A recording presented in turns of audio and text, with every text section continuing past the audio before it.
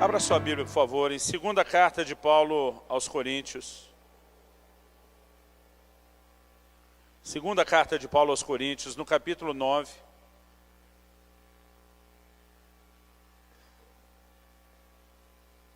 Nós vamos ler agora o versículo 5.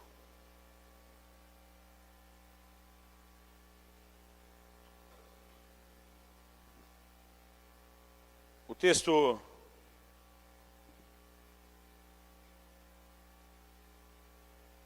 na verdade que nós vamos usar é mais do que o versículo 5, mas eu vou deixar para ir lendo os outros versículos depois. Por enquanto só os 5. Segundo aos Coríntios, capítulo 9, versículo 5. O texto diz assim: portanto julguei conveniente recomendar aos irmãos que me precedessem entre vós e preparassem de antemão a vossa dádiva já anunciada, para que esteja pronta como expressão de generosidade e não de avareza. Eu gostaria que você repetisse essa última frase comigo. Diga: expressão de generosidade e não de avareza. Eu quero justamente tomar essa frase, expressão de generosidade, como o tema da minha mensagem hoje. E eu vou ler esse texto de novo, na NVI, que eu acho que já é a versão que está sendo projetada ali. Paulo diz: assim achei necessário recomendar que os irmãos os visitem antes. Esse antes é antes dele. E concluam os preparativos para a contribuição que vocês prometeram. Então ela estará pronta como oferta generosa e não como algo dado com avareza. O apóstolo Paulo está falando de uma oferta que já havia sido prometida pelos irmãos. Eles já haviam se comprometido, eles já haviam anunciado isso. Para você entender bem o que é essa oferta, em Atos, no capítulo 11, a palavra de Deus diz que desceram profetas de Jerusalém para Antioquia, e um deles, de nome Ágabo, dava a entender pelo Espírito que haveria uma grande fome. A Bíblia diz assim: a qual se cumpriu nos dias de Cláudio. E a Bíblia diz que os irmãos entenderam diante daquela palavra profética, já que Deus estava revelando que viria não só a fome, mas que a fome iria atingir principalmente os irmãos da Judéia. Eles entenderam que precisava fazer algo a respeito. O apóstolo Paulo começa a liderar então uma grande campanha, mobilizando várias igrejas, a fim de que pudessem abençoar esses irmãos que enfrentariam uma grande crise lá na Judéia. Em 1 Coríntios 16, nós percebemos que várias igrejas estão sendo envolvidas, porque ele diz assim: façam vocês o que eu já ordenei às igrejas da Acaia. E diz: no primeiro dia da semana, cada um ponha de parte, conforme a sua prosperidade. E diz: para que não se façam coletas quando eu chegar. Então, novamente, a palavra dada é para organizar uma oferta que todo mundo já sabia que ia acontecer. Quando Paulo diz: eu enviei irmãos que me precedessem, que fossem à minha frente, para preparar vocês, o que é esse preparar? Não era avisar que teria oferta, porque todo mundo já sabia que teria. Não era pedir ao pessoal que separasse os recursos antes da hora, porque isso Paulo também já estava pedindo. Não era apenas dizer para eles: olha, nós queremos convencer vocês a participar dessa oferta que será feita. Eles mesmos já tinham se comprometido. Paulo deixa claro qual era o tipo de preparação que ele julga necessário. Ele diz para que, quando chegar a hora de ofertar, a oferta de vocês expresse o que Deus espera que deve ser expressado, que expresse generosidade e não avareza.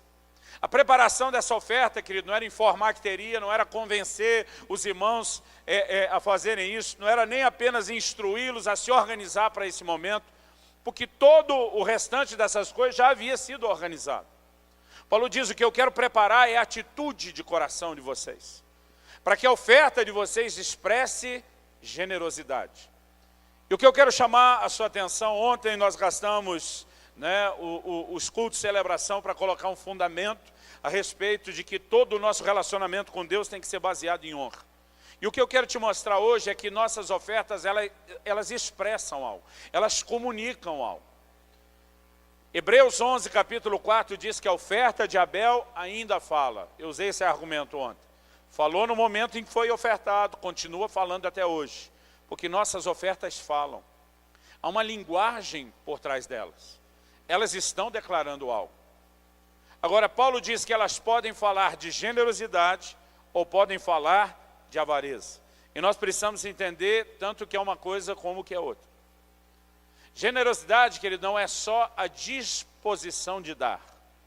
Ela tem muito a ver com a alegria e o prazer de dar. Porque se a definição de generosidade fosse a disposição de dar, então a avareza seria a indisposição para dar. No entanto, é possível alguém dar alguma coisa, mas em vez de fazer isso de forma generosa, com prazer, com alegria, ele fazer isso de forma amarrada, emburrada, que na verdade está expressando o que está no coração. Então, entendendo que nossas ofertas falam, e que ou elas vão declarar generosidade ou avareza, nós precisamos entender por que que Paulo está pedindo a esses irmãos que a oferta deles expresse generosidade. Não é apenas porque ele tem necessidade que o volume financeiro da coleta seja maior. Na verdade, Paulo mostra em alguns momentos que a preocupação dele quando entrava no assunto de oferta não era o donativo, não era aquilo que as pessoas iriam entregar. Em Filipenses 4, no versículo 17 ou 16, um dos dois, ele diz assim, não que eu procure o donativo. Ele diz, eu procuro o fruto que cresça para a vossa conta. Paulo diz, a ensinar essas coisas, o meu interesse não é naquilo que vocês vão entregar. O meu interesse é no que pode ser liberado sobre a vida de vocês, se vocês fizerem a coisa certa do jeito certo. E eu quero compartilhar dentro dessa visão, querido, algo que pode ser uma revolução na sua vida. Ontem nós falamos que a nossa disposição de ofertar não deveria ser baseada em nenhum tipo de interesse, a não ser na disposição de honrar a Deus. Hoje eu quero mexer num outro ponto importante. E o primeiro deles que eu quero abordar aqui hoje, dentro dessa visão da expressão de generosidade, o primeiro aspecto é que o coração com que nós ofertamos, ele faz toda a diferença. Você pode repetir isso comigo? Diga, o coração com que ofertamos faz toda a diferença.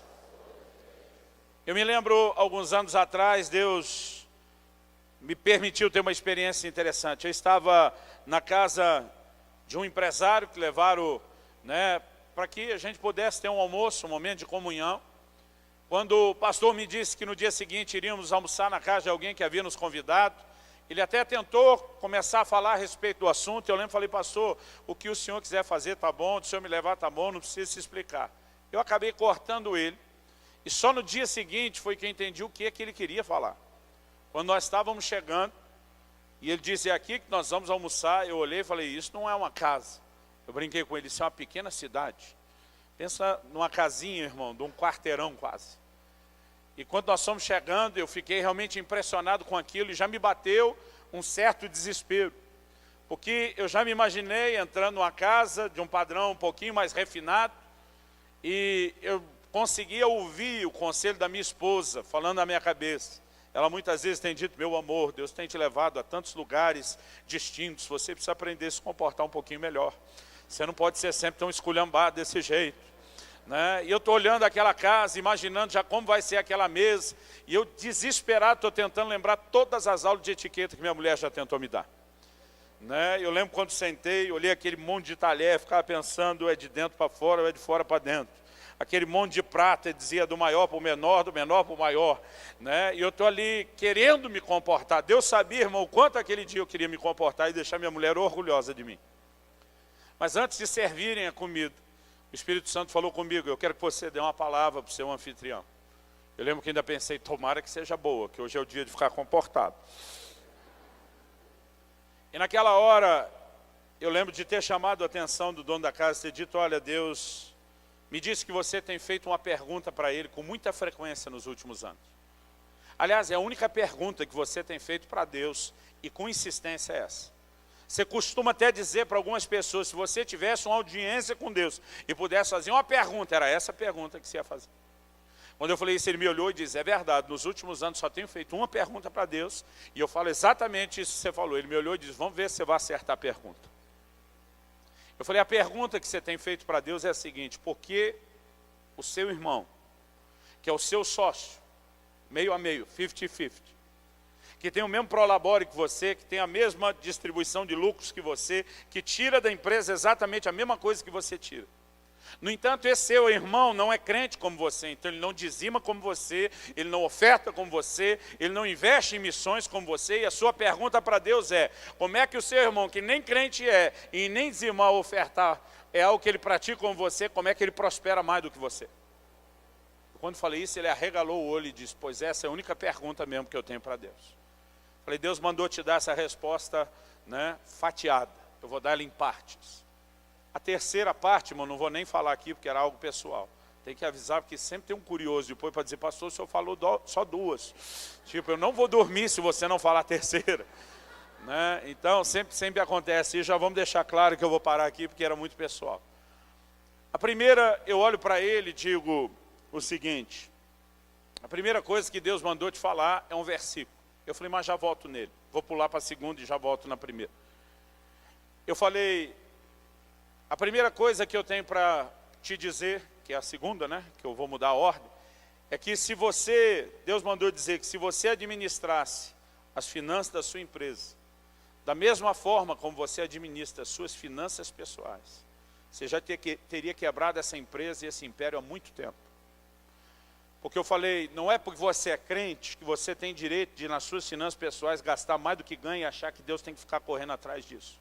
Quando falei isso, a mulher do lado diz: fala Deus. Maior confirmação que um profeta precisa é a mulher do lado dizendo: fala Deus. Tipo, é tudo que eu falo, ele nunca me ouve. Quem sabe Deus mandando alguém agora, ele vai dar ouvido. Eu falei: agora, voltando lá no primeiro, eu tenho um versículo para compartilhar com você. E o versículo é João 12, 24. Eu falei para ele. Ele ficou me olhando com a cara de: e o que é que está lá? Eu falei: o texto diz assim: se o grão de trigo caindo na terra não morrer, fica ele só. Mas se morrer, dá muito fruto. Ele falou: e o que isso tem a ver comigo? Eu falei: o que tem a ver é que parte desse seu questionamento, e você achar que tinha que prosperar mais do que seu irmão, é porque você diz para Deus que você está plantando uma semente no reino que tem direito de colher, e o seu irmão não plantou nada.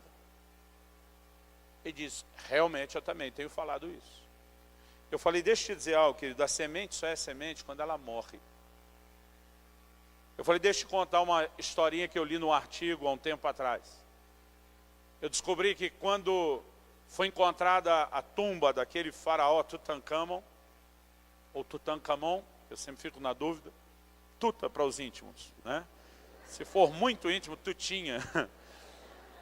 Quando descobriram todos aqueles tesouros lá da tumba do faraó Tutankhamon, e tinha tesouro, irmão, pensa, eu tive o privilégio uma vez de ir ao Museu do Cairo, no Egito, e olhar um pouco disso. Descobriram também muito trigo que foi colocado junto com ele. E alguns pesquisadores pegaram aquele trigo milenar, não me lembro se tinha quanto, 2, 3 mil anos, e decidiram plantar aquele trigo, e para surpresa de todo mundo, quando plantaram na pesquisa, aquele trigo brotou e germinou. Alguém disse: mas a semente é milenar. No entanto, querida, ela nunca havia morrido. Por causa daquele ambiente sem umidade, a semente nunca se estragou, nunca apodreceu. E somente quando foi enterrada e teve contato com a água e com a umidade, é que isso foi acontecer muito tempo depois. Eu falei para ele: eu estou dizendo isso, que o simples fato de uma semente cair na terra não significa que ela vai brotar. Ela precisa morrer. Falei: e a simbologia do que eu quero aplicar para você, da semente morrer, é quando você de fato entrega algo de verdade para Deus. Porque eu falei: você fica dizendo daquilo que você entregou e semeou, mas a verdade é que você nunca entrega de verdade. E aí eu que queria me comportar, fiz um aceno. Porque eu falei: quando você dá o seu dízimo, especialmente quando chega aquela poderosa distribuição de lucros anual, e você bota o seu cheque lá no gasofilácio da igreja, eu falei: só falta você fazer um pranto, tipo um velório, agarrar aquele negócio: eu vou sentir tanto sua falta, eu fiz uma cena, um drama. Porque eu falei: irmão, se você pudesse, enfiava a mão, pegar o cheque de volta. Você dá por obediência, mas seu coração não consegue ter prazer nenhum, alegria nenhuma. E à medida que eu fui falando isso, ele falou: pior que é verdade tudo que o senhor está falando. Eu falei: querido, se você quer que a semente germine, ela tem que morrer. A entrega, querido, não é o ato de colocar lá, é a disposição do nosso coração. Outro dia um jovem da nossa igreja falou para mim que ele vinha fazendo a conta de quantos x-salada ele já podia ter comido com o dinheiro que ele vinha ofertando. Minha vontade era dizer: você quer que eu dou o dinheiro de volta para você torrar em x-salada? Porque tem gente, querido, que está entregando o negócio lá, mas aquilo não parece que está morrendo para ele. Eu acredito, querido, que a semente morrer é uma atitude do coração. Ontem nós perguntamos por que o sacrifício de Abel foi melhor do que o de Caim. Na verdade, os dois entregaram algo. Mas um entregou de coração, querendo fazer e honrar a Deus. O outro quase como quem diz, não é tão importante como foi na vida do outro, mas eu também vou fazer alguma coisa. E o que vai chamar a atenção de Deus, querido, não é apenas se você entregou ou não uma oferta, é o que ela representa, é o que ela fala. Se a sua oferta expressa a generosidade, que é a alegria de dar, eu tenho certeza que ela vai honrar a Deus. Mas se você faz isso com avareza, porque outro dia alguém diz: não, pastor, eu só faço mesmo por obrigação, porque tem que fazer. Eu disse para esse irmão, querido, você pode cumprir a obrigação com senso de prazer. Por exemplo, é uma ordem de Deus que eu, como marido, ame a minha esposa. Eu não tenho nem outra opção. Agora, nós vamos fazer esse ano, em novembro desse ano, eu e minha esposa Kelly, vamos fazer 20 anos de casado. Agora eu fico imaginando se nesses 20 anos, toda manhã, quando eu acordasse, eu olhasse para ela e dissesse: pois é, Deus mandou te amar, fazer o quê, né? Estou aqui para isso, não tem outra opção, né? Eu não acredito que esse relacionamento teria durado 20 anos. Mas pastor, se eu não tenho obrigação de amar, tenho. Mas eu posso cumprir a obrigação com senso de prazer e transmitir uma outra mensagem. Você concorda comigo? O problema de muita gente, querido, é que a contribuição, os dízimos, as ofertas, virou para alguns um prazer, uma obrigação que não manifesta nenhum tipo de prazer. E quando nós entregamos isso, nós não estamos dizendo a Deus que Ele é importante. O que nós estamos dizendo é: se o Senhor não tivesse colocado nenhuma maldição por trás disso, a gente não estava dando nada. Ou seja, eu não estou fazendo por causa de você. Eu só estou fazendo para a coisa não ficar pior para o meu lado. E nós precisamos entender, querido, que há algo que tem que acontecer no nosso coração. Eu falei ontem que aquela viúva, ao dar todo o seu sustento, ela está dizendo: Deus, você é mais importante, você vem em primeiro lugar. No entanto, quando os ricos deram grandes quantias, e não estavam dando pouco, o que mostra que o interesse de Deus, querido, não é no quanto recurso você vai entregar, mas é o coração que vai te mover a isso. Então, como eu já falei bastante a respeito disso ontem, eu quero ser um pouquinho mais breve nessa primeira parte, mas dizer, querido, o coração é o centro. Nós lemos ali 2 Coríntios, capítulo 9, versículo 5. Mas eu quero ler com você agora o versículo 6 e 7 de 2 Coríntios 9. Porque Paulo diz assim: isso afirmo, aquele que semeia pouco, pouco também ceifará. E o que semeia com fartura ou com abundância também ceifará. Agora, olhe para cá um instante. O que é semear pouco ou muito? Não é só a quantidade, querido, porque eu repito, a quantidade é relativo.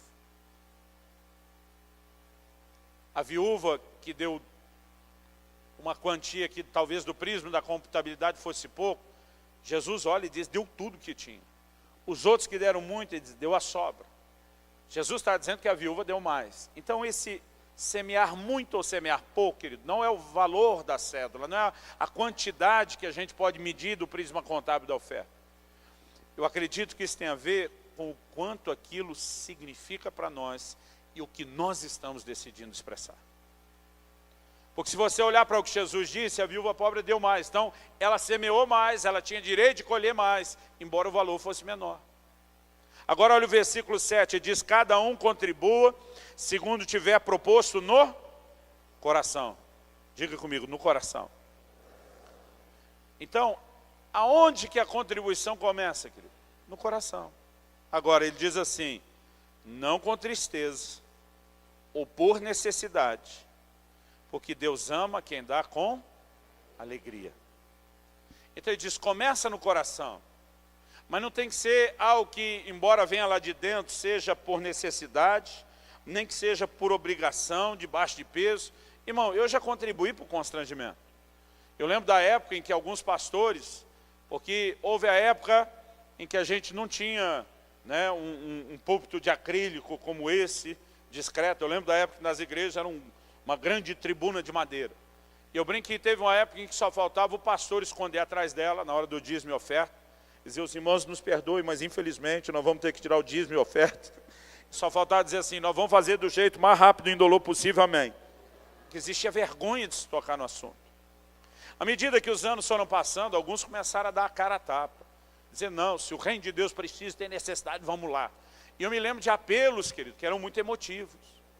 Eu me lembro de pastores que chegavam assim quase chorando, irmão, se você não ofertar, a porta da casa de Deus vai fechar, as almas vão para o inferno. E só faltava o cara dizer, e a culpa é sua, seu avarento. Aí você já levava um choque, metia a mão no bolso, tirava logo um 10 para salvar uma alma. Mas não fazia aquilo por alegria, porque era uma apelação. Irmão, deixa eu te dizer algo, se você não ofertar, a porta da casa de Deus não vai fechar coisa nenhuma. Jesus disse, eu edificarei a minha igreja. Se você não quiser usar o privilégio de cooperar com ele, ele acha outro além de você, mas a obra dele não vai parar por causa de você. Nós não temos que fazer, querido, com esse senso de constrangimento. A Bíblia diz, Deus ama o que dá com alegria. Não significa que Deus não ama as outras pessoas, mas está falando de um prazer que ele tem naqueles que encontram o prazer ou a alegria de dar. Por que Deus tem esse prazer em quem dá com alegria? Eu creio que há alguns motivos.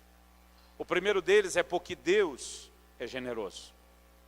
A Bíblia diz assim, Deus amou o mundo de tal maneira, isso de tal maneira é a tal ponto, tão loucamente. Qual foi a maior expressão do amor de Deus? A Bíblia diz, Deus amou o mundo de tal maneira que deu o seu próprio filho. O ato de Deus de doação, que ele dá a maior expressão do amor dele. Tiago escreve e diz assim, tem algum de vós falta de sabedoria? Peça a Deus, que a todos dá liberalmente. A Bíblia diz que Deus dá com liberalidade, com generosidade, é assim que ele gosta de atender. Diz que ele faz infinitamente mais do que tudo aquilo que pedimos ou pensamos. Deus é generoso. E eu creio que todo pai, querido, espera que os seus filhos se inspirem, falando diferente de Deus da gente, nós como pai terrenos, apesar de conscientes, querido, da nossa limitação, a gente quer ser uma inspiração para os filhos. Eu me lembro do dia que meu filho olhou bem na minha cara, alguns anos atrás, falou, pai, quando eu crescer, eu quero ser um homem de Deus que nem você. Ele disse, quero pregar como você prega, quero mover nos dons do Espírito como você move. Ele falou, e o mais importante, eu quero ter o caráter de homem de Deus que você tem demonstrado para mim. Irmão, pensa num menino que podia pedir o que quisesse naquela hora. Pensa num pai bobo, né? Feliz. Porque ciente de toda a limitação, eu quero ser um espelho, eu quero ser uma inspiração, eu quero que ele olhe para aquilo que eu tenho de bom e diga, eu quero reproduzir isso na minha vida. Agora, irmão, se a gente que é falho, humano, limitado, consegue ter esse desejo, essa alegria, você imagina Deus, o quanto Ele não quer que a gente se pareça com Ele? Efésios 5:1 diz que nós temos que ser imitadores de Deus. Um dia minha filha tocou no assunto proibido, ela está com 14 anos agora, mas na época ela devia estar com 10 ou 11. Ela mexeu no assunto proibido de casamento. Pensa num pai ciumento. Um dia ela falou, pai, você sabe que quer você gosta disso, quer não, um dia eu vou me casar. Eu falei, claro que vai, filha, mas eu vou derrubar uns 3 primeiro. Aí um dia ela tocou no assunto, falou, papai, no dia do meu casamento, eu quero que você entre comigo, vestida assim. Eu falei, para, você é muito nova. Você não tem nem que pensar nisso, você nem sabe o que é isso. Quando eu falei, nem sabe, ela olhou para mim e falou, ih, pai, já até sei o tipo de marido que eu quero. Quando ela falou isso, eu quase endemoniei. Aí eu já ia soltar os cachorros em cima dela. Minha esposa, a hora que viu minha cara, acho que é o vulcão que ia entrar em erupção, eu lembro que ela me deu um sinal, calma. E atrás da minha filha ela disse, ouve primeiro. Aí eu engoli aquele negócio que ia falar, eu falei, que tipo de marido seria esse? Ela olhou, sorriu para mim, eu não sei até hoje se foi na inocência ou na malandragem que ela fez isso. Mas ela sorriu para mim e falou, alguém que me trate como você trata a mamãe. Irmão, aí como é que eu vou falar que está errado, cara? Mas para não perder apoio, eu falei, difícil achar um desse, menina. Mas quer queira, quer não. Eu lembro quando ela saiu depois, minha esposa falou, ela te quebrou, né? Eu falei, claro que quebrou. dizendo que o pai é uma inspiração, a gente esquece ciúme, esquece tudo, né? Porque todo pai que ele tem prazer em ver os filhos olhando em algo, se inspirando, se espelhando em algo. E esse Deus que é generoso, em primeiro lugar, ele quer reproduzir essa natureza, essa característica dele em nós. E eu acredito que esse é o motivo maior para a Bíblia falar dessa realização de Deus, que Deus ama o que dá com alegria. Então, o coração com que a gente oferta faz toda a diferença, querido, não só por uma expectativa de Deus quanto à oferta, mas por uma expectativa de Deus quanto àquilo que eu e você devemos ser. Você pode dizer amém? Um dia eu perguntei, pode dizer amém? O engraçadinho falou, posso. Não devia ter dado ideia para vocês, né? Segunda coisa, e eu gostaria que você repetisse essa frase só como efeito didático, só para você memorizar. Né? Porque a primeira coisa que nós falamos é que o coração com que ofertamos faz toda a diferença. A Bíblia diz que a oferta é aquilo que nós propusemos no coração. Então, só para resumir o primeiro ponto. Aliás, em Atos 5, Ananias ouve de Pedro a seguinte palavra, porque encheu Satanás o seu coração. Ele disse, você está mentindo ao Espírito Santo, ou seja, quem começou a trabalhar aí no seu coração foi o Espírito Santo. Mas agora você deixou o cão entrar e abortar o processo. Então não só a oferta começa no coração, querido, mas o reino espiritual, tanto Deus como o diabo, vão tentar influenciar o coração. E deixa eu te dizer algo, tem muito crente que acha que esse assunto da oferta e de contribuição não é importante. Irmão, deixa eu te dizer, as pessoas não brigam pelo que não tem valor. Você não vai ver duas pessoas na rua brigando por um pedaço de pau ou um galho de árvore. Porque ninguém briga pelo que não tem valor. Agora, Deus e o diabo, brigando pelo coração do homem na hora da oferta. Não me diga que isso não é importante. É mais do que a gente consegue imaginar. Quando o anjo de Deus aparece a Cornélio em Atos 10, ele diz assim, as tuas orações e as tuas esmolas, que é um dos níveis de contribuição além do dízimo e oferta. Ele diz, tanto a oração como as esmolas, ele diz, subiram para a memória diante de Deus. O que nós fazemos nessa área, querido, é tão espiritual quanto nossas orações e chega diante de Deus tanto quanto as nossas orações. Ok, segunda parte que eu quero falar. Nossa atitude, repita isso comigo, nossa atitude determina a revelação de Deus que a gente tem. Vira para o vizinho ao seu lado, fala para ele, a sua atitude determina a revelação de Deus que você vai ter. Então, eu quero te mostrar, querido, por que é importante a atitude de generosidade e não a atitude de avareza. Porque a sua atitude, ela determina a revelação de Deus que você vai ter. Deixa eu dizer algo que ultimamente está virando testemunho já. Eu tive um pai só. Eu não tive dois pais, foi um só. Eu estou brincando que está virando testemunho porque, infelizmente, isso já está virando a realidade de muita gente. Mas esse um pai só, que não foram duas pessoas distintas, ele muitas vezes tinha comportamento tão diferente, a ponto de nem parecer o mesmo. Tinha hora que eu encontrava esse pai feliz, sorridente, me elogiando. Tinha hora que eu encontrava esse pai bravo, aborrecido, pronto para me disciplinar. E não é porque ele sofria de bipolaridade, nem de esquizofrenia. Os momentos em que eu encontrava ele feliz, contente, pronto a me elogiar, é quando, por exemplo, eu vinha com um boletim com notas boas. Eu nunca apanhei por tirar nota boa na escola. Alguém aqui já apanhou por tirar nota boa da escola? Eu nunca apanhei. Por outro lado, nunca vi meu pai feliz quando os vizinhos vinham reclamar de alguma coisa que a gente tinha aprontado. Aquela carinha de feliz elogiando, ou a cara de bravo disciplinando, tinha a ver com o quê, querido? Com aquilo que eu tinha feito. Outro dia um irmão me perguntou, pastor, Deus é bom ou é severo? Eu falei, eu tenho duas respostas para você. Ele falou, qual é a primeira? Eu falei, a primeira é os dois. Romanos 11, 22 fala da bondade de Deus e da severidade de Deus. Então ele não é um, ele não é outro, ele é os dois. Eu falei, mas se o senhor já respondeu isso na primeira, qual é a segunda resposta? Eu falei, a segunda resposta é depende. Porque o mesmo texto diz, para com os que creram, bondade. Para com os que caíram, severidade. Então, o que você vai descobrir do que Deus é, tanto bom como severo, depende da sua atitude. Da mesma forma que eu, como meu pai, eu descobri a bondade ou severidade por causa da minha atitude. Na nossa relação com Deus não é diferente. Porque o que a Bíblia ensina, querido, é que nossas atitudes determinam a revelação de Deus que a gente tem. Então eu quero que você abra comigo agora no Salmo 18, 25 e 26. Salmo 18.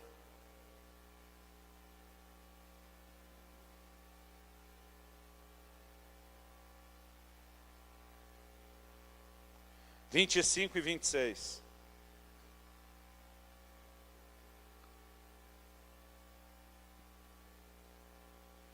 O texto diz assim: para com o benigno, benigno te mostras.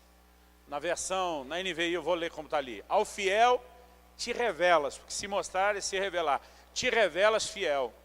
Ao irrepreensível te revelas irrepreensível. 26. Ao puro te revelas puro, mas com o perverso reages à altura. O texto começa dizendo: ao fiel Deus se revela o quê? Fiel. Porque a sua atitude de fidelidade vai te levar a ter uma revelação da fidelidade de Deus. Por outro lado, o texto diz: ao irrepreensível Deus vai se revelar irrepreensível. Ao puro Ele vai se revelar puro.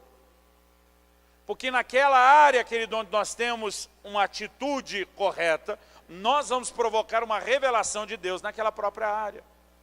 Para com o fiel te mostras fiel, para com o puro te mostras puro, para com o irrepreensível te revelas irrepreensível. Se você segue essa linha de raciocínio, para com o generoso, Deus vai se revelar o quê? Generoso. Então, a minha atitude de generosidade vai me levar a ter uma revelação da generosidade de Deus. Agora o texto diz que para com o perverso, Deus não se mostra perverso. O texto diz que Ele reage à altura. Por quê? Porque não há perversidade em Deus. Não existe essa característica em Deus para ser revelada para o perverso. Então Deus não tem nada dele para mostrar para quem tem atitude de perversidade. Então Deus o resiste. Quando você entende essa linha de raciocínio, para com o avarento, Deus não vai se mostrar avarento, porque não há avareza em Deus. Mas Ele não pode tocá-lo, muito menos revelar sua generosidade.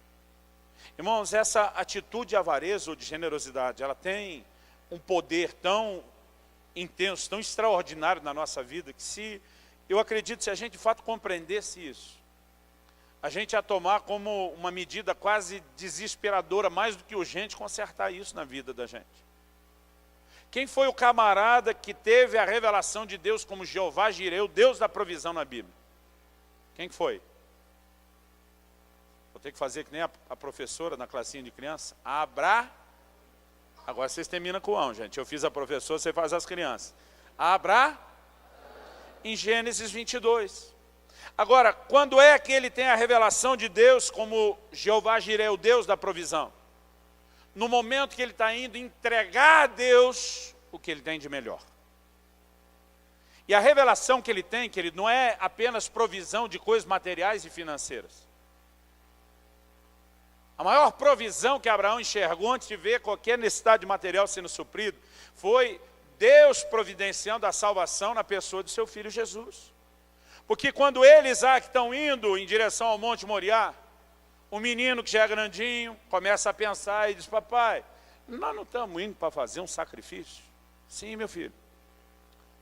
E diz: eu estou vendo que a gente está levando fogo, a lenha, o cutelo. Papai, está faltando nada não? Cadê o bichinho? Cadê o animal do sacrifício? Ninguém vai fazer um sacrifício sem levar o animal. Agora, Abraão não está levando o animal, querido, que o sacrifício é outro. Durante muito tempo, eu achava que a resposta que Abraão dá para Isaac era só para enrolar o menino. Porque se eu sou Isaac, irmão, e o velhinho diz: sacrifício é você, eu digo: então me pega na corrida. Eu ia dizer para Abraão, ia dizer para Deus que ia me matar, pega na corrida, que o velhinho não vai pegar não. Então eu achava que Abraão, para enrolar o menino, ele diz: Deus proverá para si o cordeiro do sacrifício.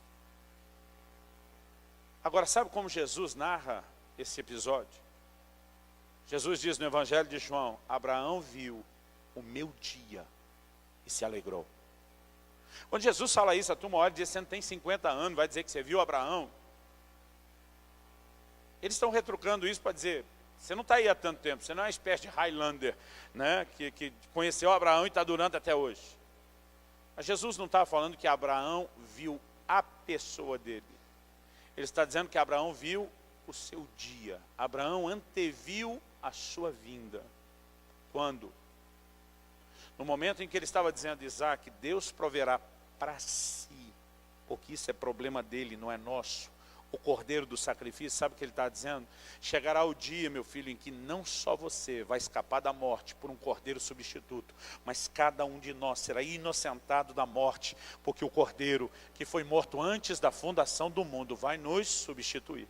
Agora, como é que Abraão, querido, um cara que não tinha conhecimento de nada do que está por vir, consegue entrar nesse nível de revelação? Porque o camarada que tem a atitude de dizer, eu estou disposto a entregar o meu próprio filho, é que consegue captar o coração do Deus, que também está dizendo, e eu também estou disposto a entregar o meu. É a sua atitude que determina a dimensão de revelação que você tem. A generosidade de Deus, e eu olho para alguns crentes, eu tenho dó, eu tenho misericórdia. Eu não sei se é porque eu que sou fascinado por milagre de provisão, desde criancinha. Eu ouvia meus pais contando as histórias dos missionários no campo, dependendo de Deus, e o socorro chegando de forma sobrenatural. Eu tenho histórias para contar do que eu presenciei dentro de casa.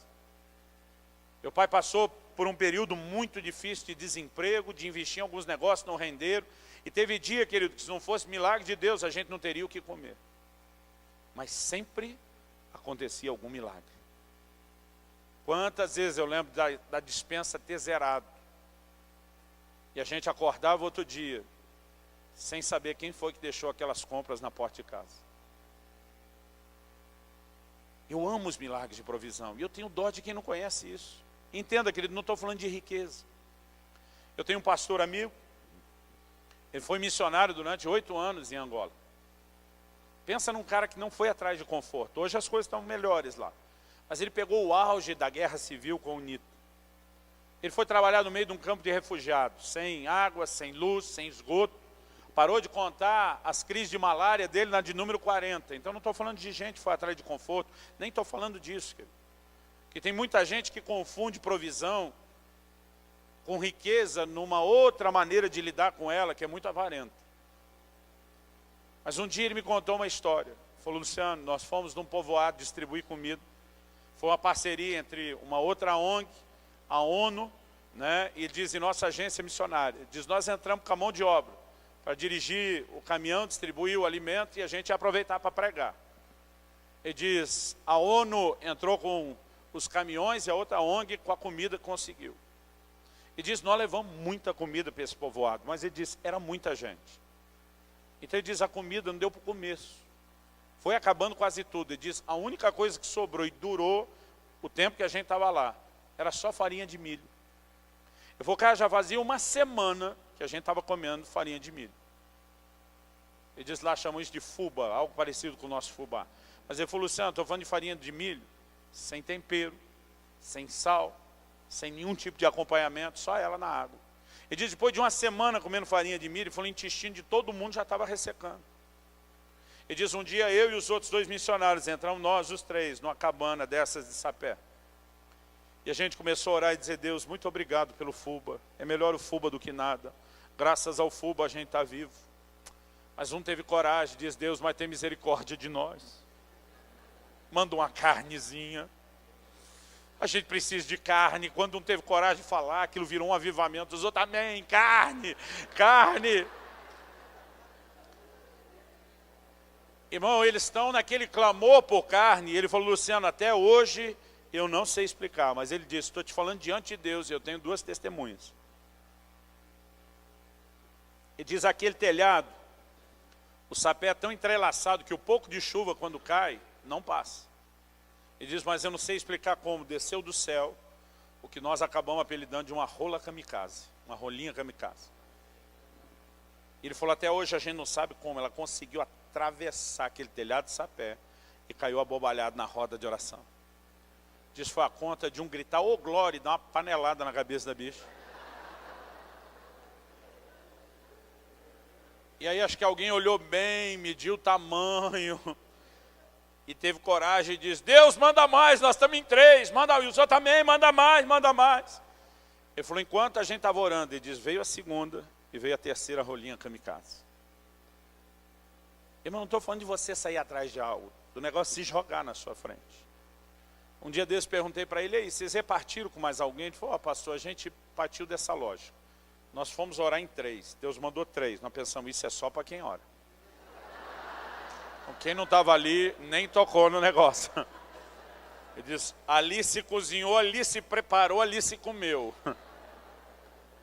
Irmão, não sei você, eu acho o máximo ouvir uma história como essa, de Deus, querido, entrando para intervir. Você entende? Eu não estou falando de riqueza, eu não estou falando de luxo, eu não estou falando de conforto exagerado. Eu estou falando de um cuidado personalizado, num nível profundo. Tem muito crente que não vê isso a vida inteira. Agora a pergunta é, por que eu não estou tendo a revelação da generosidade, da provisão de Deus? Talvez porque eu mesmo não estou andando em generosidade. Porque se por um lado andar em generosidade faz com que eu tenha a revelação da generosidade de Deus, algo que eu tenho aprendido e ensinado é que andar em avareza, querido, me cega para o Deus de provisão. Eu quero que você abra, por favor, sua Bíblia em Marcos, no capítulo 8.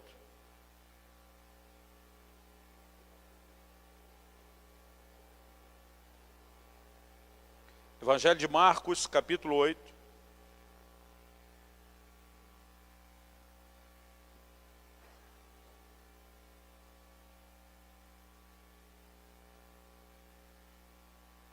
A partir do versículo 1. Diz assim, naqueles dias, quando outra vez, preste atenção no outra vez, quando outra vez se reuniu grande multidão. O que eu estou destacando outra vez? Esse milagre que nós vamos ler aqui sobre a multiplicação de pães e peixes não é o primeiro milagre. A primeira multiplicação que Jesus faz está em Marcos 5. Aqui em Marcos 8 é a segunda vez que ele vai fazer isso. E não tendo eles o que comer, chamou Jesus os discípulos e lhes disse, eu tenho compaixão dessa gente, porque há 3 dias que permanecem comigo e não têm o que comer. Então já estavam 3 dias em jejum. Ele disse, se eu os despedir para suas casas em jejum, desfalecerão pelo caminho, e alguns deles vieram de longe. Mas os seus discípulos lhe responderam, de onde poderá alguém fartá-los de pão nesse deserto? Irmão, eu decidi eleger essa pergunta do versículo 4 que eles fazem a Jesus. Talvez uma das perguntas mais estúpidas que você pode encontrar na Bíblia. Irmãos, cabeçudo dos discípulos, com o perdão da palavra, estão diante de Jesus, a maior fonte de provisão encarnada. Se ele nunca tivesse feito esse milagre antes, a gente tem que dar um desconto, que ninguém está esperando o que vai acontecer. Mas ele já fez antes, ele já mostrou que ele pode. E nós vamos ver mais para frente que ninguém está com amnésia disso. Depois Jesus vai fazer uma pergunta que envolve a primeira multiplicação e eles lembram. Mas eles olham para Jesus e dizem, de onde poderia alguém, abre parênteses, inclusive você, fecha parênteses, fartá-los de pão nesse deserto? Irmão, é um negócio que é praticamente um insulto à pessoa de Jesus, a pergunta deles. Vamos continuar lendo o texto. 5. Eu vou te mostrar de onde veio essa cegueira deles. Jesus lhes perguntou, quantos pães tendes? Responderam eles, 7. Eu particularmente não creio, o texto está resumindo o que aconteceu, que eles já sabiam de imediato a resposta. Eu creio que precisou se fazer um levantamento, porque tem muita gente. Imagina os 12 se dividindo, cobrindo cada uma área e voltando. E aí, Felipe, na sua área, nada. Na sua, André, nada. Pedro, aqui deu 1. João, aqui deu nada. Judas, o outro, aqui deu 2. E aqui, Tomé, nada. Eles vão fazendo o levantamento. Então, no final, eles fazem a conta de que tem 8 pães. Então, 7 é o que eles falaram. Eu vou te mostrar que a conta era 8. E tem um pão escondido nessa história. E é por trás desse pão escondido, não é Jesus pão da vida, não, é um pão igual aos outros 7. É por trás desse pão escondido e da avareza de não querer entregar, que eu vejo todo o desenrolar dessa história. Vamos continuar lendo. Ordenou ao povo, versículo 6, se assentasse no chão. E tomando os 7 pães, os que foram entregues, partiu-os, após ter dado graça, os deu a seus discípulos para que esses os distribuíssem, repartindo entre o povo. Tinham também alguns peixinhos, e abençoando-os, mandou que estes igualmente fossem distribuídos, e comeram, e se fartaram, e dos pedaços restantes recolheram 7 cestos. Eram cerca de 4.000 homens, isso fora mulheres e crianças. Então Jesus os despediu. Ao despedir a multidão, o que eles fazem? O 10 diz: logo a seguir, tendo embarcado. Esse embarcar é entrar no barco. Versículo 14, agora dentro do barco. Diz assim: ora, aconteceu que eles, os 12, se esqueceram de levar pães, e no barco não tinham consigo senão um só. Se eles esqueceram de levar pão na hora que embarcaram, então esse único pão que está lá, já estava lá. Inclusive na hora que eles fizeram o levantamento de quantos pães. Irmão, é impossível que nenhum dos 12 sabia daquele pão que estava guardadinho lá, porque aquilo era provisão de viagem desde a hora que eles chegaram. Imagina eles se juntando, somando, diz, ó, tal, daquele lado tanto, e alguém dizendo, com o nosso dá 8. Aí imagina um dos avarentos, na minha cabeça tem 5 deles metidos nessa conspiração. Eu já vou te explicar por que eu deduzo que seja 5, e eu tenho uma implicância que Judas e Tomé estão no meio dos 5. Judas pela avareza, que todo mundo sabe, Tomé pela incredulidade. Eu boto os dois juntos assim, fácil. Imagino um deles dizendo, 7, mas é 8. 7, mas é 8. Deixa o nosso quieto. Na primeira multiplicação tinha mais homens, 5.000 homens. Eram só 5 pães, ele resolveu. Agora já tem 7 pães, mais do que para menos gente do que antes. Deixa o nosso quieto. E eles resolveram deixar o deles quieto. Não entregaram para Jesus. Agora, vamos continuar lendo, versículo 15. Preveniu Jesus, dizendo, vede, guardai-vos do fermento dos fariseus e do fermento de Herodes. Agora, Jesus tocou no assunto fermento, a consciência deles disparou. Todo mundo acha que ele está falando de pão literal. O Evangelho de Mateus explica, ao usar o termo fermento, ele falava da doutrina dos fariseus. Mas eles acharam que era pão. Versículo 16, discorriam entre si, aqueles zum. É que não temos pão. Agora olha o 17, Jesus, percebendo que eles estão discorrendo entre eles, lhes perguntou, por que discorreis sobre não terdes pão? Agora, olha as perguntas que Jesus vai fazer e tenta deduzir você, se acha que está feliz com eles. Ainda não considerastes, nem compreendestes, tendes o coração endurecido, tendo olhos não vedes, sendo ouvidos não ouvis. E aqui o tempo fechou, irmão. Não vos lembrais de quando partiu 5 pães para os 5.000? Quantos cestos cheios de pedaços recolheste? Responderam eles, 12. Então todo mundo lembrava da primeira. Porque na primeira multiplicação se recolheu 12 cestos cheios. Mas a gente leu que dessa vez foi só 7. Agora, Jesus primeiro pergunta, vocês lembram da primeira? Sim. Então ele diz, me diga quantos cestos voltaram? Eles respondem, 12. Agora, por que 12, irmão? Não precisa de nenhuma lógica profunda. Porque eles eram em 12 discípulos ou apóstolos. E cada um deles voltou com o seu cesto cheio. Ou seja, todos os 12 na primeira vez voltaram com 12 cestos cheios. Agora, olha a próxima pergunta de Jesus, versículo 20. E de quando partir os 7 pães para os 4.000? Vocês se lembram quantos cestos cheios de pedaços recolheram? Responderam, 7. Dessa vez não é 12. Quando eles dizem que é 7 em vez de 12, olha Jesus no 21. Ao que lhes disse Jesus, não compreendeis ainda? Na tradução da Bíblia, na linguagem de hoje, do pastor Luciano Subirá, minha própria, diz que ele diz assim, alô? Sabe o que ele está dizendo? Todos vocês, na primeira vez, voltaram com o cesto cheio. Agora, 5 de vocês estão com o cesto vazio. Não caiu a ficha de vocês ainda não? Por isso que eu creio que 5 deles estavam metidos na conspiração do pão escondido. Porque quem age com avareza, querido, além de não... Jesus disse, vocês têm olhos, não veem. Vocês têm ouvidos, não ouvem. O coração de vocês está assim tão duro, vocês não conseguem entender quem que está... Irmão, tenta imaginar o desabafo de Jesus. Na primeira vez eu usei 5 pães para alimentar 5.000 homens. Agora eu usei 7 pães para alimentar 4.000 homens. Eu creio que na entrelinha está a pergunta de Jesus: vocês acham que um pão não daria para nós 3, seus cabeção? É a fonte de provisão que continua ali, e o coração deles continua duro. Porque o que impede a gente de receber um milagre de provisão, querido, não é a falta de vontade da parte de Deus de fazer alguma coisa. É a falta de revelação da nossa parte do que é a generosidade ou provisão de Deus. E isso só vai ser produzido em mim e você quando nós decidimos andar primeiro em generosidade. É por isso que Jesus diz: dai e ser-vos-á dado. Não é uma troca. Tem gente que acha que isso é barganha. É que a minha disposição de dar vai abrir os meus olhos para entender qual é a disposição de Deus de também me dar. Agora, quando eu decido reter, se ao dar me é dado, quando eu decido reter, me é retido. É exatamente assim que funciona o reino espiritual. Agora, qual o problema, querido, de quem está dando com avareza? Ele não está atrapalhando Deus.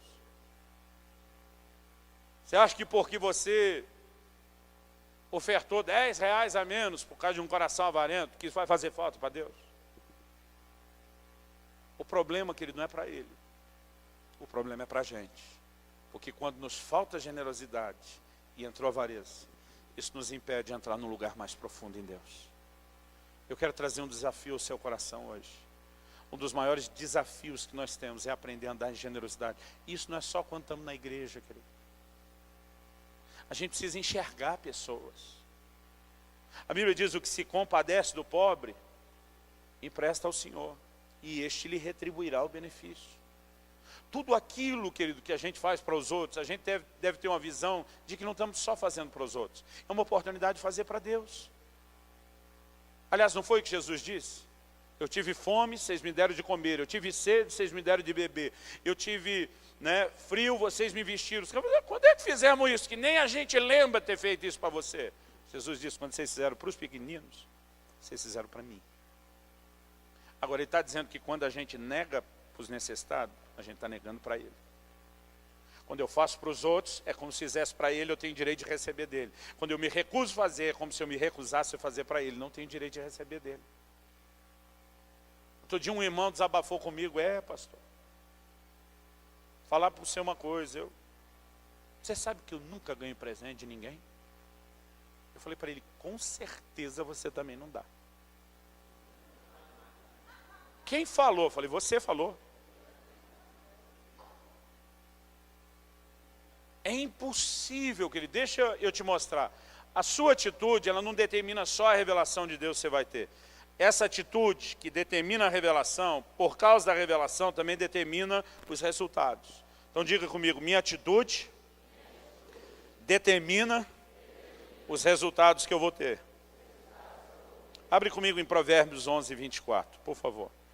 Provérbios 11, 24.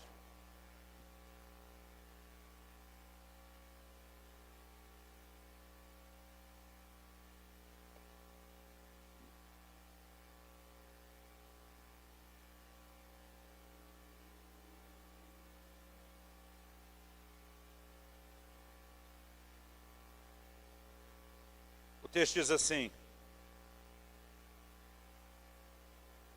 há quem dê generosamente e vê aumentar suas riquezas. Outros retêm o que deveriam dar e caem na pobreza. Atualizado traduziu assim: a quem dá liberalmente ainda se lhe acrescenta mais e mais.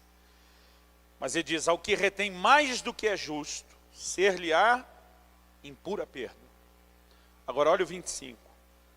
A alma generosa prosperará, e quem dá a beber será descedentado. A NVI traduziu assim: o generoso prosperará, e quem dá alívio aos outros, alívio receberá. Irmão, isso é a lei bíblica de dar e receber. Em Mateus 7, 1 e 2, Jesus diz: não julgueis, para que não sejais julgados. Não condeneis, para que não sejais condenados. Se você ler só Mateus 7, 1 e 2, parece que não devemos fazer nada ruim para que o ruim que fazemos não volte. Isso é uma parte da verdade, irmão. Mas em Mateus 7,12, Jesus vai além. Ele não diz só para não fazer a coisa ruim que você não quer que volte para você.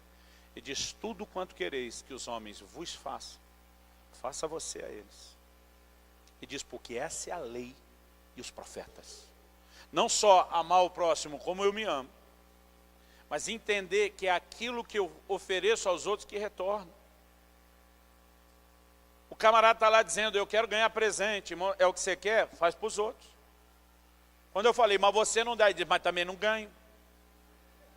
Eu falei, enquanto você esperar receber para dar depois, não vai funcionar. Irmão, isso é que nem o princípio de fé. A Bíblia fala de crer para ver. A proposta de Tomé de ver para quê, não funciona. A lei espiritual é dar para receber, não é receber para dar. Agora, tudo que eu faço para os outros, quem dá a beber, mata a sede dos outros, será descedentado. Quem dá alívio, alívio, receberá. Eu um dia comentei na igreja, falei, irmãos, eu nunca fico parado na estrada, precisando de socorro, sem que o socorro venha. Eu digo para eles, aliás, eu não preciso nem pedir ajuda, ela se joga no meu colo. E falei, não é para vocês acharem que eu sou melhor do que ninguém. Mas eu falei, eu nunca vejo ninguém precisando de ajuda na estrada, e eu deixo de oferecer ajuda. E já fiz isso em situações, querido, onde era até perigoso, e podia até parecer alguma armadilha. Mas muitas vezes eu falei, Deus, se for armadilha, eu vou precisar que o Senhor me socorra e me livre. Porque eu quero estender a mão e ajudar.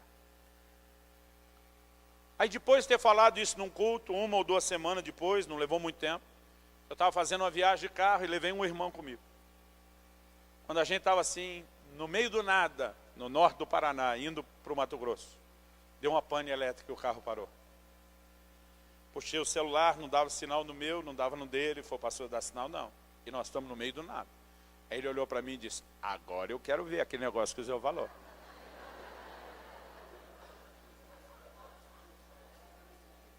Eu saí do carro, falei, então, nós vamos esperar. Você decide se espera aí dentro, se aqui fora. Daqui a pouco parou, tinha uma baixada, no início da subida foi que tivemos problema. Parou uma caminhonete, encostou bem na baixada. E eu percebi que o cara estava falando no celular. Eu falei, aquele cara parou para falar no celular, por que você acha? Ele falou, provavelmente ele é da região aqui, sabe que aqui onde nós estamos não vai dar área. Eu falei, isso significa o quê? Que se a gente for ali tem área para ligar e pedir ajuda. Eu falei, mas nós não vamos fazer isso, mesmo sabendo que agora ali dá área. Ele falou, não, pastor, a gente não pedir ajuda porque não estava dando área, é uma coisa. Mas se ali dá, nós vamos lá. Eu falei, não vamos não, nós vamos esperar a ajuda chegar. Você não queria ver, agora você vai ver. Aquele mesmo cara que falou no telefone, saiu e veio, encostou, parou atrás de nós. Quando ele parou, virou para mim e disse, alguma pane elétrica? Eu falei, exatamente. Ele falou, eu posso lhe ajudar? Eu falei, seria muito bem-vinda a sua ajuda. Eu falei, você pode me deixar na próxima cidade, onde tem uma autoelétrica, eu volto a resolver isso? Ele falou, vamos fazer melhor? Eu já tenho tudo que precisa aqui para te rebocar. Eu mesmo já levo o carro, vocês e tudo. Ele falou, só vou lhe dar uma sugestão quando a gente entrar na cidade. O senhor vai ver 2 autoelétricas grandes. Eu não vou parar em nenhuma delas. Eu vou entrar um pouquinho mais para dentro da cidade. Vou parar numa menorzinha, que não tem a cara assim de parecer tão profissional. Mas é um homem muito bom naquilo que faz e muito justo no preço. E quando cheguei lá ainda descobri que era um crente. Aí esse menino do meu lado disse, não é que funciona mesmo? Irmão, tudo aquilo que a gente faz, volta. E a gente precisa entender que isso não é só, querido Deus, trabalhando, né, com alguma lei, porque na cabeça de alguns, se eu faço, sou abençoado. Eu acho que tem crente que imagina Deus quase como fosse um adestrador de cachorro. A gente fez a manobra certinha que deveria, ele toma um biscoito, ele fica ali feliz porque recebeu o biscoito. Não fez o que deveria, jornal enrolado, batendo. Então tem gente que olha para a bênção ou a ausência dela por fazer ou não fazer algo para os outros, como se fosse recompensa por bom mérito ou pela falta dele. Mas na verdade, querido, isso não tem a ver com Deus esperando a gente agir para dizer merece, não merece. É que a nossa atitude, ela não só abre os nossos olhos ou cega, mas essa revelação ou a cegueira é que determina o que do reino espiritual a gente usufrui ou não. O que eu gosto também que esse texto diz, quem dá generosamente, liberalmente, se lhe acrescenta mais e mais. Ele diz, vê aumentar suas riquezas. Só existe uma forma, querido, debaixo da bênção de Deus, da intervenção do sobrenatural, você aumentar o que você tem. É quando você decide usar o que você tem para abençoar a vida de outros. Agora o texto diz, quem retém mais do que é justo. Por que essa expressão mais do que é justo?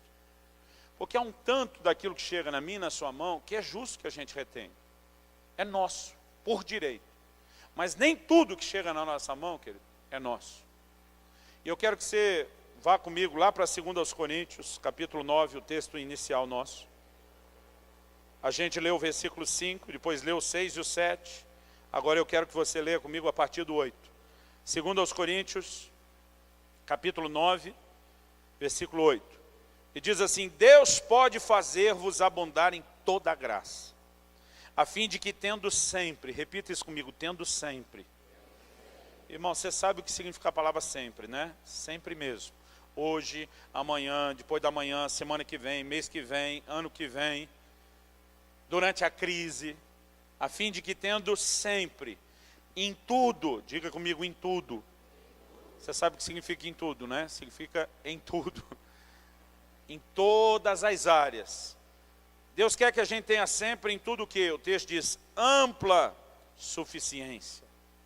Deus não quer só te dar o que você precisa, meu querido. Deus quer te dar mais do que aquilo que você precisa. Ele quer te dar ampla suficiência. E tem crente que não consegue entender isso. Eu estava num culto uma vez, terminei de pregar, um irmão me procurou, pastoreava ainda no interior. Ele falou, pastor, vim de uma outra cidade, ouvi muito falar de vocês, da sua pregação, queria muito conhecer vocês, eu estou todo alegre do lado de cá, achando que eu estou diante de um fã ou admirador do ministério. Eu falei, e aí, o que você achou? Ele falou, olha, dá para, pelo que eu percebi na sua mensagem, dá para resumir a filosofia de vida cristã de vocês com 2 frases. E eu ainda inocente perguntei, quais? Ele com todo sarcasmo, cinismo e tudo mais que pudesse usar, ele cita aquele texto de Provérbios que fala da sanguessuga e suas filhas. Me dá, me dá. Ainda num tonzinho de voz bem provocante. Eu já não achei muito legal. Ele falou, que evangelhozinho egoísta vocês acreditam? Porque eu preguei aquela noite ensinando as pessoas a receber de Deus e entrar num lugar onde você possa ter um pouco mais. Quando ele falou aquilo, eu falei, olha, imagino que para você estar criticando e corrigindo a gente, você deva ter uma filosofia de vida cristã melhor do que a nossa. Ele falou, eu tenho. Eu falei, qual é? Você pode compartilhar? Me ajudar a crescer? Ele disse, eu não fico pedindo para Deus esse monte de coisa que nem vocês acham que tem que ficar pedindo. Eu falei, o que você pede? Ele falou, eu digo para Deus, Ele me dá só o que eu preciso para sobreviver. E nada mais. Eu falei, isso você pede? Ele falou, é. Eu falei, você ainda acha bonito? Claro, porque eu não sou egoísta como você. Eu falei, não, a sua boca te condena. Se tem alguém egoísta aqui é você. Porque se você recebe de Deus só o que você precisa para sobreviver, você não está pensando em mais ninguém além de você. A definição de egoísmo é quanta coisa você quer, é para quem que você quer. E não importa se você está pedindo pouco, você só está pedindo para você. Eu falei, deixa eu te dizer o que eu acredito na nossa filosofia de vida cristã que você está zombando. Deus não quer dar só o que eu preciso. E para mim está claro lá em Efésios 4, 28. Paulo diz, o que antes roubava, agora não roube mais. Antes trabalhe fazendo com as mãos o que é justo. Ele diz assim, não só que a gente agora depende de negócios lícitos e honestos, mas ele diz, para que tenha o suficiente para si e para socorrer ao necessitado. Meu querido, Deus não quer dar só o que você precisa, porque se Deus der só o que você precisa, você não tem nada para fazer por mais ninguém.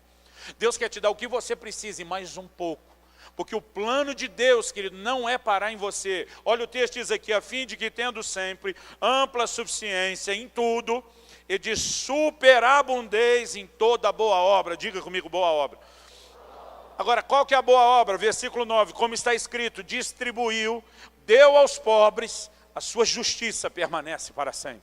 Versículo 10, ora, aquele que dá semente ao que semeia e pão para alimento. Vamos olhar essa definição também. Porque nem tudo que a gente recebe, querido, é pão. Pão é aquela parte que você pode comer, é seu por direito. Mas não é tudo que Deus dá que é pão. A Bíblia diz que Deus também dá semente ao que semeia. O pão é seu, você come. A semente não é para você, você planta. Agora vamos continuar lendo.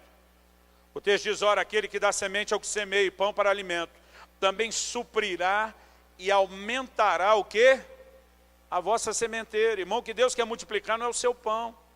Hoje em dia tem muita gente em nome de prosperidade, querido, e eu creio que Deus quer trazer provisão, Ele quer trazer mais do que eu preciso. Agora tem muita gente se escondendo atrás de uma teologia distorcida de prosperidade, na verdade só para mascarar a sua avareza.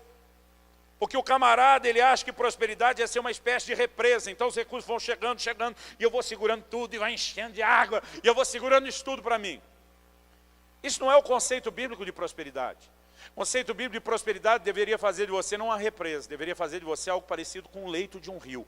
A água entra, mas a água sai o tempo todo. Nunca para de entrar, mas nunca para de sair. O propósito maior, querido, que Deus quer aumentar não é pão. A Bíblia diz, se você tem o suficiente para comer, para vestir, fica feliz, meu querido. Tem gente que não sabe nunca a hora de parar. Primeiro ele queria a casa própria, depois ele descobriu que era uma casinha. Ele queria uma casona própria, ele conseguiu. Ele queria uma maior ainda, ele conseguiu. Mas agora eu quero a de praia, conseguiu. Agora eu quero a de campo. Nunca tem fim. Outro dia o irmão falou para mim, pastor, o senhor está orando para ter uma casa na praia? Eu falei, claro que não. Ele falou, por que não? Eu falei, usa a sua. Alguém tem que ter, irmão, para a gente usar. Mas eu não faço questão nenhuma de ter. Por quê, querido? Eu defini algo que eu gosto de chamar de uma medida de contentamento. Eu sei exatamente até onde eu quero ir. Eu sei exatamente onde depois disso eu não quero avançar. E a minha medida não tem que ser a sua. Outro dia alguém falou, pastor, o que o senhor faria se ganhasse uma BMW dessa X6, velhinha, último modelo? Já tem a 7 ou parou na 6? Vamos dizer que até chegar já tem a 7. Só para ficar mais bonito do que a 6, né? Eu falei, o que você faria? Eu falei, olha, irmão, duas coisas eu faria. Primeiro eu ia dar um rolê, tirar um monte de foto, postar, porque ninguém é de ferro. A segunda coisa que eu ia fazer no dia seguinte era botar isso à venda.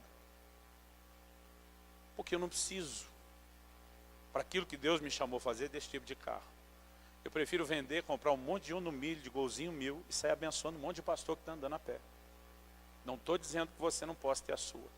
Eu estou dizendo o que eu faria com a minha. Porque, querido, não é tudo que é pão. Tem coisa que é para a gente comer.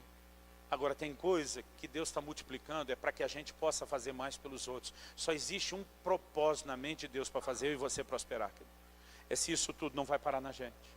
Vamos continuar lendo o texto. Versículo 10 termina dizendo que Ele aumentará a vossa sementeira, multiplicará os frutos da vossa justiça, diz assim, enriquecendo-vos em tudo. Agora, para que Deus quer enriquecer um crente? Para toda generosidade. Fala isso para o irmão ao seu lado. Fala, Deus só tem um propósito para te enriquecer. É para que você seja ainda mais generoso. Quem está entendendo, diga amém. Aí ele diz assim, a qual faz que por nosso intermédio sejam tributadas graças a Deus. Querido, olhe para cá um instante. Em Tiago, no capítulo 4, no versículo 2, ele diz assim, nada tendes porque não pedis. Tem crente que não recebe Deus porque ele não pede. Mas no versículo seguinte, o 3, ele diz, pedis, que é o caminho para se receber de Deus. Ele diz, pedis e não recebeis. Ele diz, porque pedis mal. Eu sempre tenho dito que não adianta apenas fazer a coisa certa. A gente tem que aprender a fazer a coisa certa do jeito certo, mesmo nas ofertas, com honra, com generosidade. Agora, qual é a definição de Deus de pedir mal? Tiago 4,3 termina dizendo assim, para esbanjardes em vossos próprios deleites. Quando aquilo que você está pedindo tem como destino só você e mais ninguém, você é um grande candidato a não receber de Deus. Porque Deus não tem nenhum propósito, querido, com quem vai se mover num lugar de egoísmo e de avareza. Tem muito crente que o grande desejo dele é ser abençoado. Irmão, o plano de Deus é muito maior do que te abençoar. Ele disse para Abraão, eu te abençoarei, mas não parou ali. Ele disse, eu farei de ti uma bênção. Deus não quer só que você seja abençoado, Deus quer fazer de você um abençoador. Porque o propósito da bênção é você transbordar e replicando na vida de um monte de gente. Qual é a razão pela qual você quer algo de Deus? Se é só para você, você é um grande candidato a não receber. Agora, se você vai enxergar mais do que você é um grande candidato a receber. Aliás, quer saber uma das melhores formas de chamar a atenção de Deus na Bíblia? É quando você não está focado só em você. A Bíblia diz, enquanto Jó orava pelos seus amigos, Deus mudou o cativeiro dele. Ele não estava orando por ele, ele estava orando pelos outros. O anjo de Deus aparece para Cornélio e diz, as suas esmolas, o que você faz pelo pobre, pelo necessitado, chamou a atenção, subiu para a memória diante de Deus, chamou a atenção de Deus para você. Nós precisamos ter um coração, querido, que enxergue muito mais do que só o nosso próprio umbigo, só nós mesmos. E ao nos importarmos com os outros e entendermos a verdadeira razão pela qual Deus quer dar recurso, pense em algo que poderá ser ativado no reino espiritual, querido. Essa atitude correta de generosidade. Quem está entendendo, diga amém. Esse assunto tem me feito refletir bastante. E eu espero que isso de alguma forma possa te ajudar. Eu queria que você já ficasse em pé para parecer que está acabando. Eu sei que dá um psicológico. Cleito.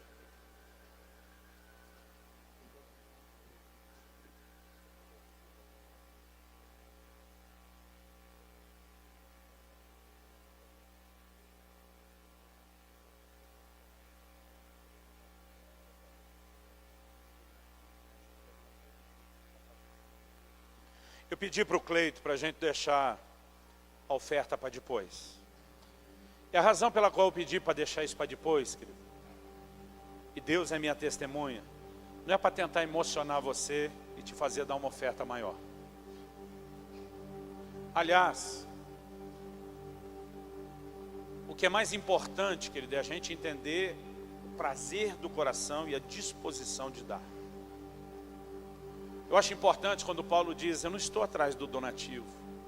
E diz, eu procuro o fruto que cresça para a vossa conta. Eu gostaria, querido, que antes de termos esse momento final, você pudesse orar, colocar seu coração diante de Deus e dizer, Deus, eu não quero ser controlado pela avareza.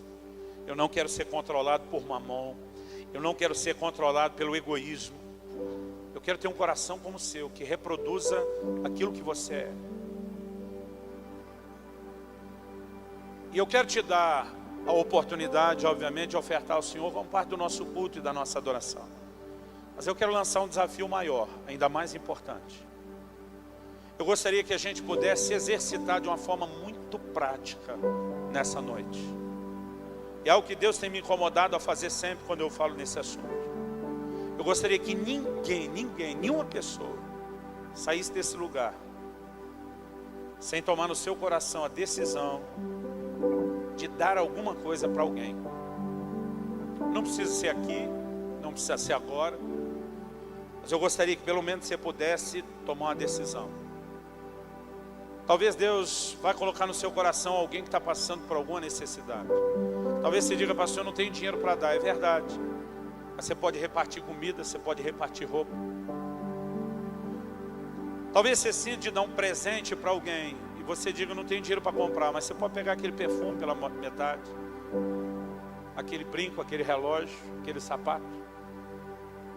Não existe desculpa, querido, para a gente não dar. Eu acredito que Deus quer trazer um batismo de generosidade no nosso coração. E eu quero te desafiar, querido, a orar, a pensar a respeito disso. E no momento que vocês vierem à frente, eu pedi para o pessoal trazer, e nós vamos deixar um monte das caixas do meu livro aqui na frente. Uma questão de honra. Porque eu quero muito, querido, que você seja abençoado com o conteúdo que está aí. E se de repente você está com vergonha de chegar lá e ter que se explicar, eu quero te dar liberdade de vir e pegar o seu aqui. Eu não vim atrás do seu dinheiro, eu não ganho nada com os meus livros. E cada vez mais eu vejo milagre atrás de milagre. Mas eu quero tentar colocar na sua mão, querido, algo que vai te ajudar a se aprofundar no entendimento, que não vai mudar só a sua vida financeira. Antes de mais nada, que ele vai mudar a sua relação com Deus. E na hora da oferta, mesmo se você não tiver algo específico para ofertar, eu quero te dar a liberdade de você vir à frente. E se você, quiser, pode pegar o material. É lógico que eu gostaria que isso ficasse para os que estão aqui hoje. Tem irmão que já pensa, já vou levar uma caixa para minha célula. Aí também não, porque a gente quer poder atender quem está aqui. Mas eu quero que antes de vir à frente ofertar, que você ore e pense. A gente faz 1, 2 vezes por ano.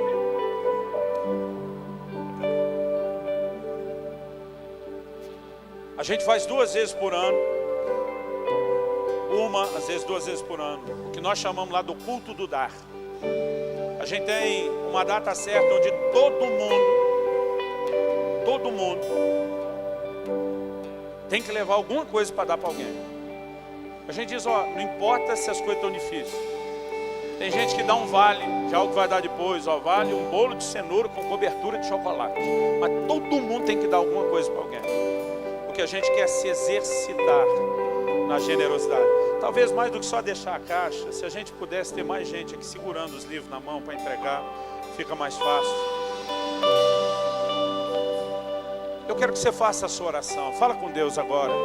Espírito Santo, só você, Espírito Santo, pode encontrar aquele lugar profundo em nós. As Escrituras dizem que a tua palavra é como uma espada afiada de 2 gumes, que penetra até a divisão de alma e espírito, e é apta para discernir os intentos do coração. Nós oramos que essa palavra hoje possa trazer à tona a condição do nosso próprio coração. Nós precisamos crescer em generosidade. Nós precisamos romper e quebrar, ó Deus, com toda a atitude de avareza. E nós queremos fazer isso hoje diante do Senhor.